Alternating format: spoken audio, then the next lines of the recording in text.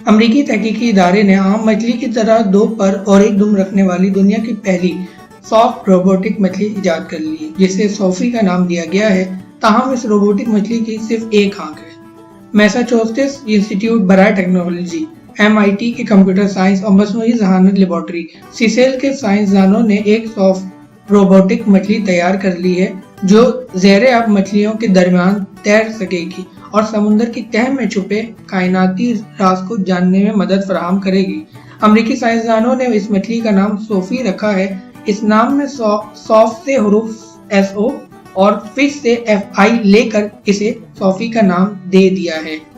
جنوبی پیسیفک میں واقع ملک فجی میں روبوٹک مچھلی کا پہلا کامیاب تجربہ سمندر کی 25 فٹ گہری تہہ میں کیا گیا۔ کم وزن والی سافٹ روبوٹک مچھلی نے مسلسل 40 منٹ تک سمندر کی تہہ میں دائیں بائیں، اوپری اور نچلی جانب اور سیدھی سمت میں تیراکی کی،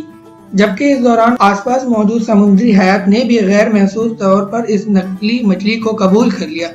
جسے سب سے بڑی کامیابی سمجھا جا رہا ہے۔ صوفی مچھلی کو ایک ریموٹ کنٹرول ڈیوائس کے زیر نگرانی سمندر کی تہہ میں تیراکی کرائی جاتی ہے اور اس ڈیوائس کے ذریعے روبوٹک مچھلی کی رفتار اور سمت کو کنٹرول کیا جاتا ہے تاکہ ابھرتی ہوئی تیز رفتار لہروں میں سافٹ روبوٹک مچھلی کی سمت تبدیل نہ ہو جائے۔ اس سافٹ روبوٹک مچھلی کو مکمل طور پر الیکٹرانکس اور مکینیکل توانائی کے باہمی اشتراک سے تیار کیا گیا ہے۔